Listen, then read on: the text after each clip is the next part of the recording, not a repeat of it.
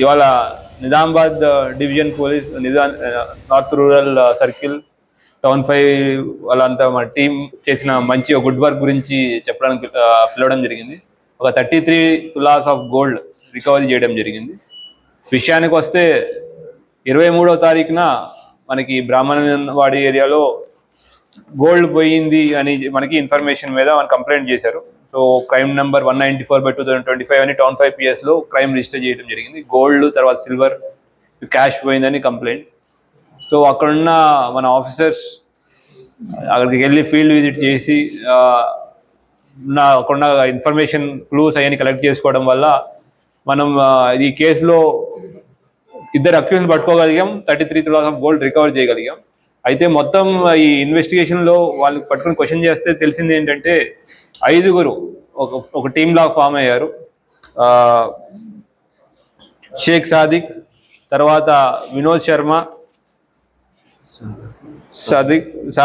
వినోద్ చౌహాన్, సాయినాథ్, తర్వాత షేక్ సల్మాన్ అలియా సోను అండ్ ఆకాష్, ఈ 5గురు ఒక టీమ్ లా ఫామ్ చేసి దొంగతనాలు చేయడం ఇవన్నీ అలవాటు పడ్డారు. జల్సాల కోసం, డబ్బులు సంపాదించడానికి, ఈజీ మనీ కోసం దొంగతనాలు చేయడం, దాని ద్వారా డబ్బుల్ని ఖర్చు చేయడం అలవాటు పడ్డారు.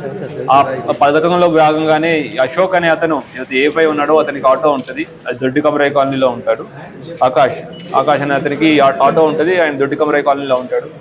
ఈ 5గురు రాత్రిపూట రెక్కీ చేసుకుంటూ ఈ బ్రాహ్మణ్స్ కాలనీలో రెక్కీ చేస్తే ఏదైతే తాళం వేసున్న ఇల్లు ఏమన్నా ఐడెంటిఫై చేసుకున్నారు. దాంట్లో ఈ కంప్లైనెంట్ గారిది పవన్ శర్మ అనే కంప్లైనెంట్ ఇల్లు తాళం వేసుకుందని ఐడెంటిఫై చేసుకుని 23వ తారీఖున ఆటోని శ్మశానం దగ్గర పెట్టేసి వీళ్ళు బై వాక్ వచ్చి దొంగతనం చేసి లోపల ఉన్న బంగారం, వెండి, మిగతా అన్ని ఆభరణాలు తీసుకుని పారిపోయారు. పారిపోయిన తర్వాత యాక్చువల్లీ మనకి పోయిన 33 తులాల బంగారం పోయినట్టు, 25 తులాల వెండి, ఒక 30,000 దొంగతనం చేసినట్టు మనకి ఇన్ఫర్మేషన్ వచ్చింది.